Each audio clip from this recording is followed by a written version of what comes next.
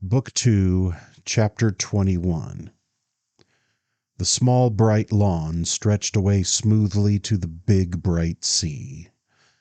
The turf was hemmed with an edge of scarlet geranium and coleus, and cast-iron vases painted in chocolate color, standing at intervals along the winding path that led to the sea, looped their garlands of petunia and ivy geranium above the neatly raked gravel.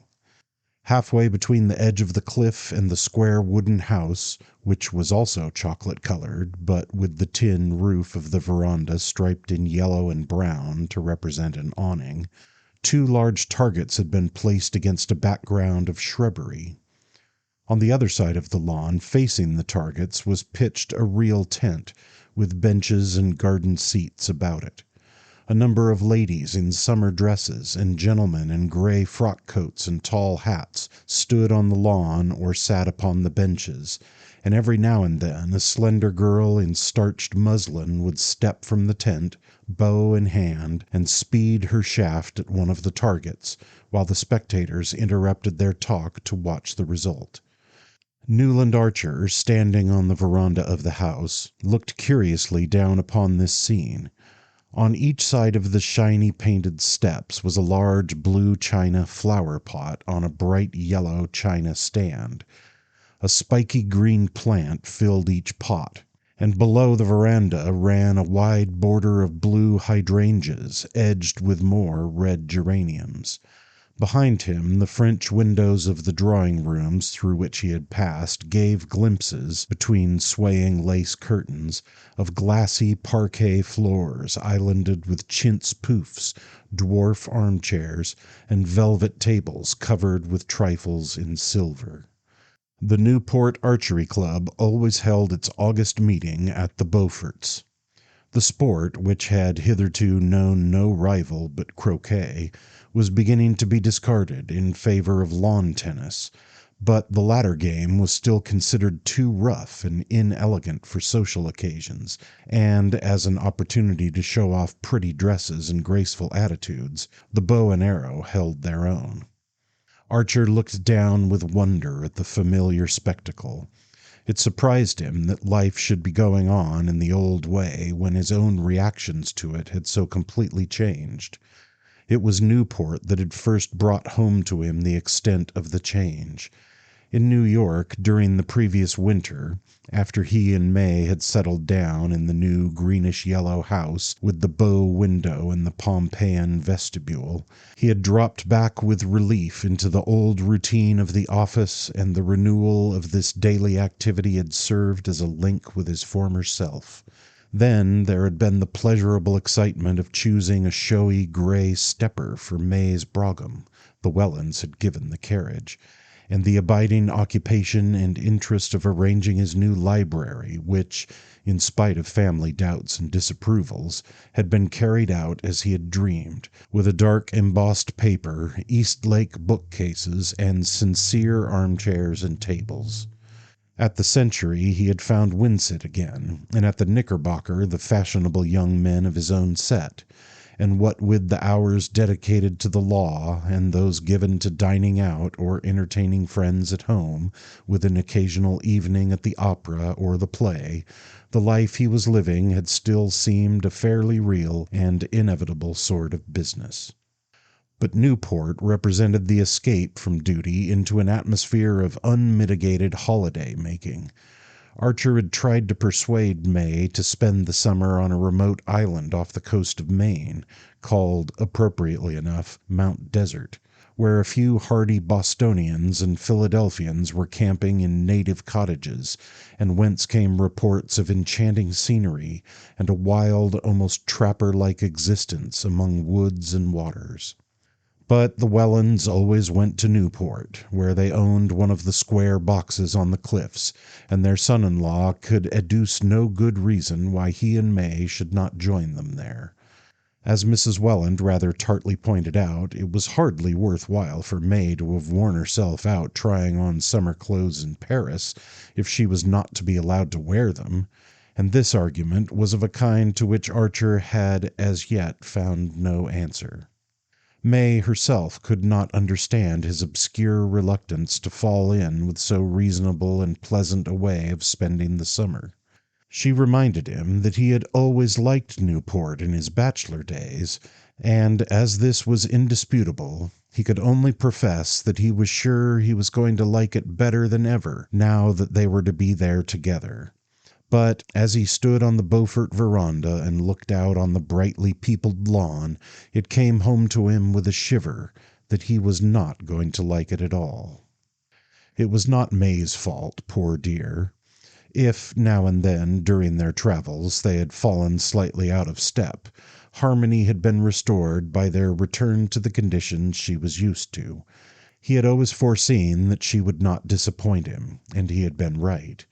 He had married, as most young men did, because he had met a perfectly charming girl at the moment when a series of rather aimless, sentimental adventures were ending in premature disgust, and she had represented peace, stability, comradeship, and the steadying sense of an unescapable duty. He could not say that he had been mistaken in his choice, for she had fulfilled all that he had expected. It was undoubtedly gratifying to be the husband of one of the handsomest and most popular young married women in New York, especially when she was also one of the sweetest tempered and most reasonable of wives, and Archer had never been insensible to such advantages. As for the momentary madness which had fallen upon him on the eve of his marriage, he had trained himself to regard it as the last of his discarded experiments. The idea that he could ever, in his senses, have dreamed of marrying the Countess Olenska had become almost unthinkable, and she remained in his memory simply as the most plaintive and poignant of a line of ghosts. But all these abstractions and eliminations made of his mind a rather empty and echoing place, and he supposed that was one of the reasons why the busy, animated people on the Beaufort lawn shocked him as if they had been children playing in a graveyard. He heard a murmur of skirts beside him, and the Marchioness Manson fluttered out of the drawing-room window. As usual, she was extraordinarily festooned and bedizened, with a limp leghorn hat anchored to her head by many windings of faded gauze, and a little black velvet parasol on a carved ivory handle, absurdly balanced over her much larger hat-brim. "My dear Newland, I had no idea that you and May had arrived. You yourself came only yesterday, you say. Ah, business, professional duties, I understand. Many husbands, I know, find it impossible to join their wives here except for the week-end." She cocked her head on one side and languished at him through screwed-up eyes. "But marriage is one long sacrifice, as I used often to remind my Ellen." Archer's heart stopped with a queer jerk which it had given once before, and which seemed suddenly to slam a door between himself and the outer world. But this break of continuity must have been of the briefest, for he presently heard Medora answering a question he had apparently found voice to put. "No, I am not staying here, but with the Blenkers, in their delicious solitude at Portsmouth.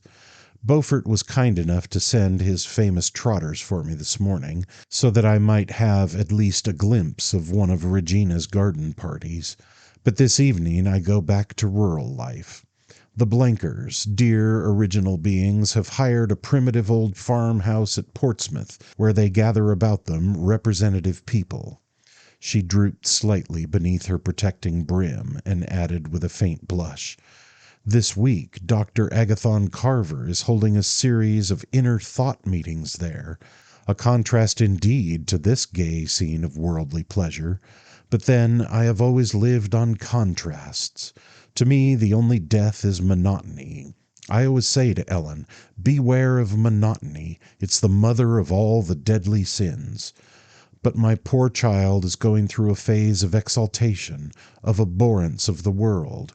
You know, I suppose, that she has declined all invitations to stay at Newport, even with her grandmother Mingott. I could hardly persuade her to come with me to the Blenkers, if you will believe it. The life she leads is morbid, unnatural. Ah, if she had only listened to me when it was still possible, when the door was still open! But shall we go down and watch this absorbing match? I hear your May is one of the competitors." Strolling toward them from the tent, Beaufort advanced over the lawn, tall, heavy, too tightly buttoned into a London frock coat, with one of his own orchids in its buttonhole. Archer, who had not seen him for 2 or 3 months, was struck by the change in his appearance. In the hot summer light his floridness seemed heavy and bloated, and but for his erect, square-shouldered walk, he would have looked like an overfed and overdressed old man. There were all sorts of rumors afloat about Beaufort. In the spring he had gone off on a long cruise to the West Indies in his new steam yacht, and it was reported that, at various points where he had touched, a lady resembling Miss Fanny Ring had been seen in his company. The steam yacht, built in the Clyde and fitted with tiled bathrooms and other unheard-of luxuries, was said to have cost him $500,000, and the pearl necklace which he had presented to his wife on his return was as magnificent as such expiatory offerings are apt to be. Beaufort's fortune was substantial enough to stand the strain, and yet the disquieting rumors persisted, not only in Fifth Avenue, but in Wall Street. Some people said he had speculated unfortunately on railways, others that he was being bled by one of the most insatiable members of her profession. And to every report of threatened insolvency Beaufort replied by a fresh extravagance: the building of a new row of orchid houses, the purchase of a new string of racehorses, or the addition of a new Meissonier or Cabanal to his picture gallery. He advanced toward the Marchioness and Newland with his usual half-sneering smile. "Hullo, Medora! Did the trotters do their business? 40 minutes, eh? Well, that's not so bad, considering your nerves had to be spared." He shook hands with Archer, and then, turning back with them, placed himself on Mrs. Manson's other side, and said, in a low voice, a few words which their companion did not catch. The Marchioness replied by one of her queer foreign jerks and a "Que voulez-vous?" which deepened Beaufort's frown. But he produced a good semblance of a congratulatory smile as he glanced at Archer to say, "You know, May's going to carry off the first prize."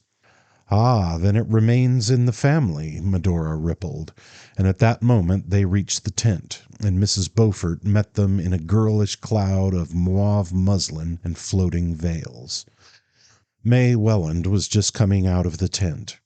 In her white dress, with a pale green ribbon about the waist and a wreath of ivy on her hat, she had the same Diana-like aloofness as when she had entered the Beaufort ballroom on the night of her engagement.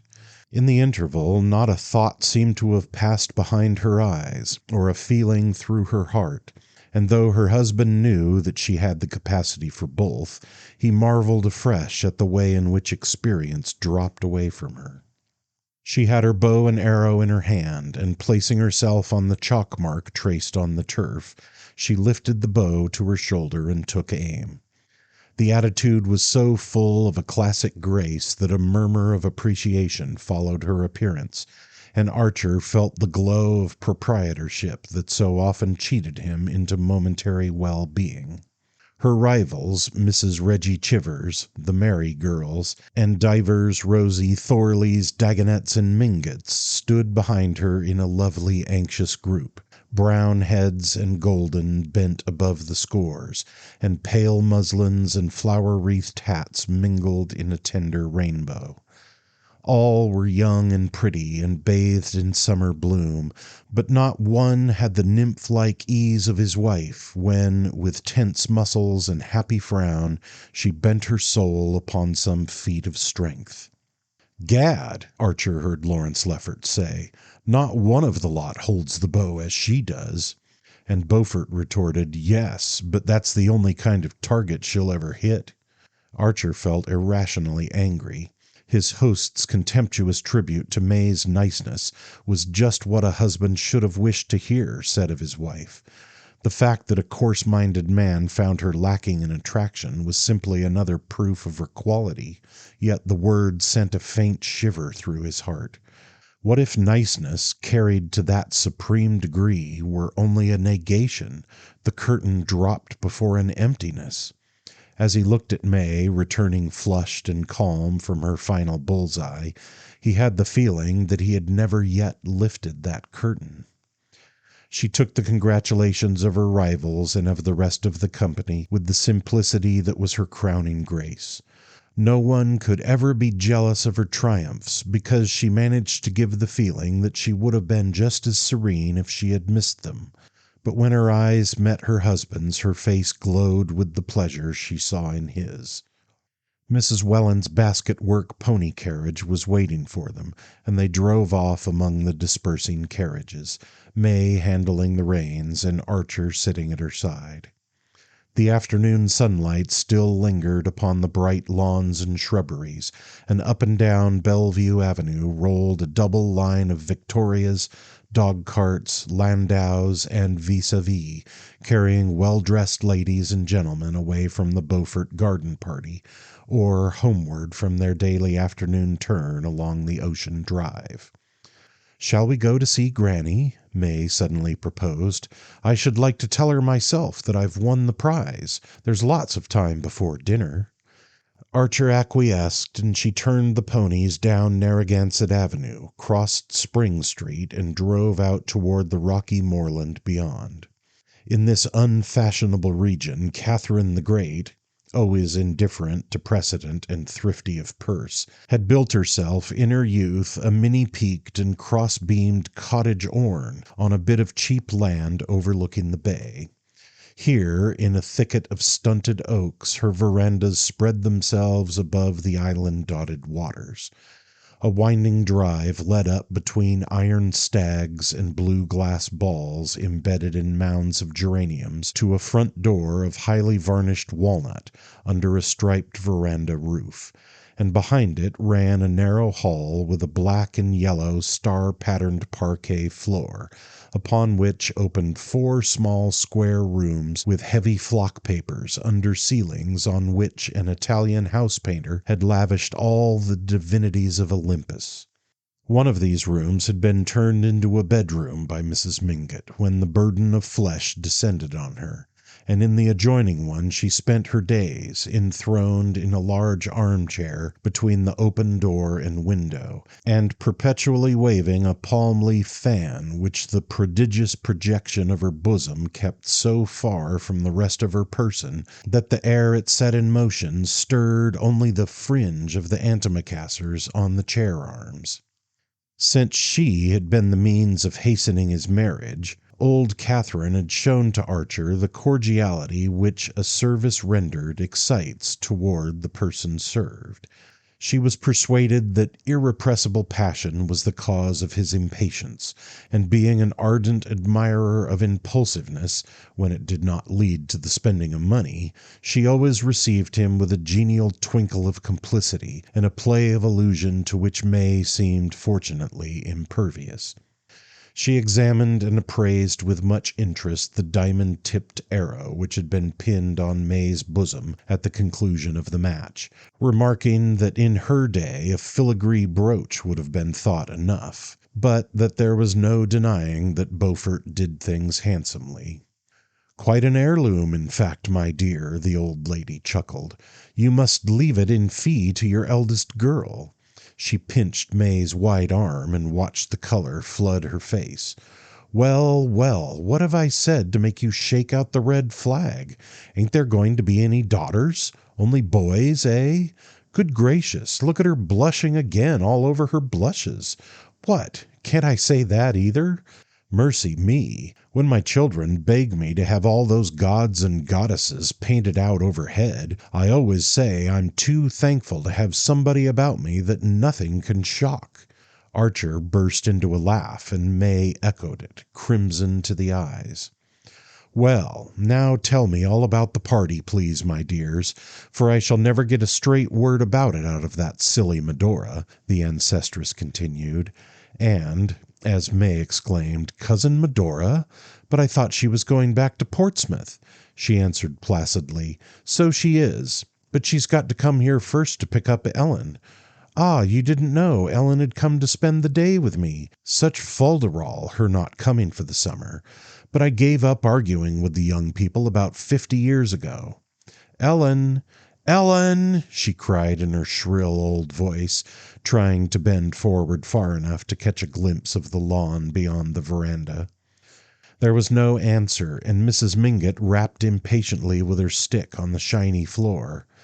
A mulatto maid-servant in a bright turban, replying to the summons, informed her mistress that she had seen Miss Ellen going down the path to the shore, and Mrs. Mingott turned to Archer.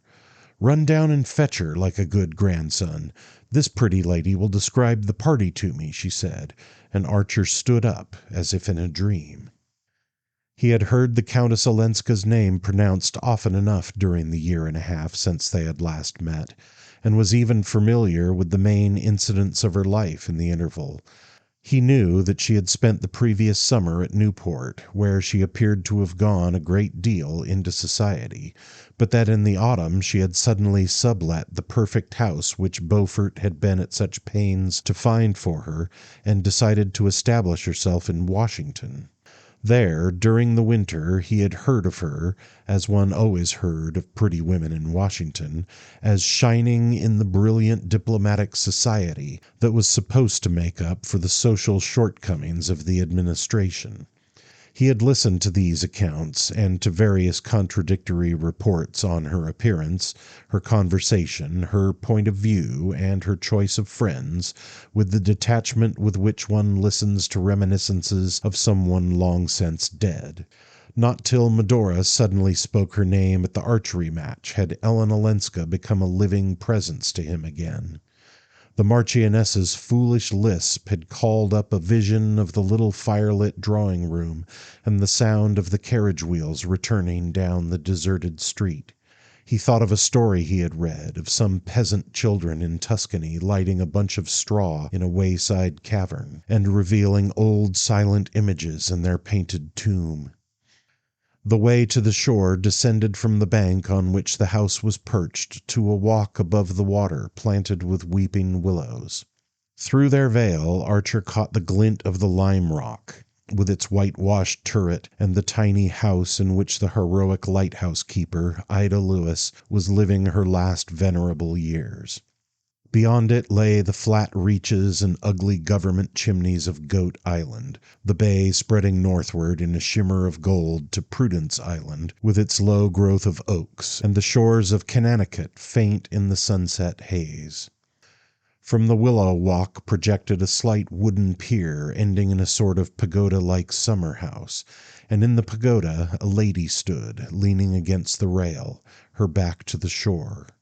Archer stopped at the sight as if he had waked from sleep.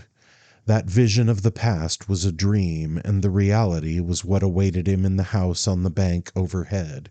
Was Mrs. Welland's pony carriage circling around and around the oval at the door? Was May sitting under the shameless Olympians and glowing with secret hopes? Was the Welland villa at the far end of Bellevue Avenue, and Mr. Welland already dressed for dinner and pacing the drawing-room floor, watch in hand, with dyspeptic impatience, for it was one of the houses in which one always knew exactly what is happening at a given hour. "What am I? A son-in-law," Archer thought. The figure at the end of the pier had not moved.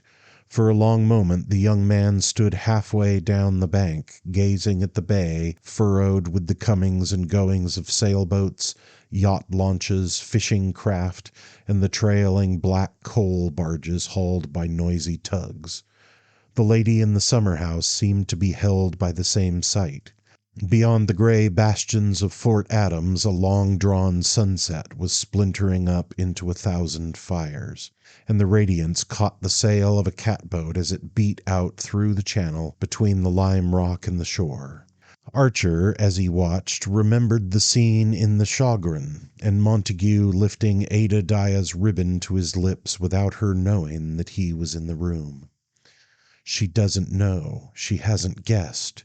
Shouldn't I know if she came up behind me, I wonder?" he mused, and suddenly he said to himself, "If she doesn't turn before that sail crosses the Lime Rock light, I'll go back." The boat was gliding out on the receding tide. It slid before the lime rock, blotted out Ida Lewis's little house, and passed across the turret in which the light was hung. Archer waited till a wide space of water sparkled between the last reef of the island and the stern of the boat, but still the figure in the summer house did not move. He turned and walked up the hill. "I'm sorry you didn't find Ellen. I should have liked to see her again," May said as they drove home through the dusk. "But perhaps she wouldn't have cared. She seems so changed." "Changed?" echoed her husband in a colorless voice, his eyes fixed on the pony's twitching ears. "So indifferent to her friends, I mean, giving up New York and her house and spending her time with such queer people. Fancy how hideously uncomfortable she must be at the Blenkers.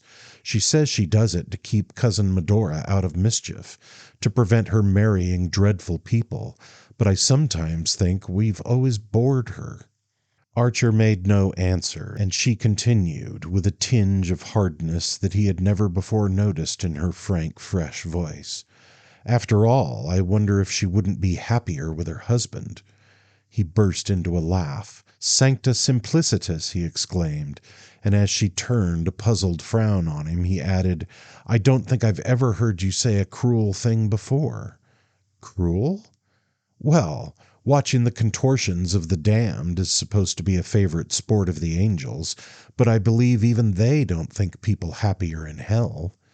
"It's a pity she ever married abroad, then," said May, in the placid tone with which her mother met Mr. Welland's vagaries, and Archer felt himself gently relegated to the category of unreasonable husbands. They drove down Bellevue Avenue and turned in between the chamfered wooden gate-posts surmounted by cast-iron lamps which marked the approach to the Welland villa. Lights were already shining through its windows, and Archer, as the carriage stopped, caught a glimpse of his father-in-law, exactly as he had pictured him, pacing the drawing-room, watch in hand, and wearing the pained expression that he had long since found to be much more efficacious than anger. The young man, as he followed his wife into the hall, was conscious of a curious reversal of mood. There was something about the luxury of the Welland house and the density of the Welland atmosphere, so charged with minute observances and exactions, that always stole into his system like a narcotic. The heavy carpets, the watchful servants, the perpetually reminding tick of disciplined clocks, the perpetually renewed stack of cards and invitations on the hall table, the whole chain of tyrannical trifles binding one hour to the next, and each member of the household to all the others, made any less systematized and affluent existence seem unreal and precarious.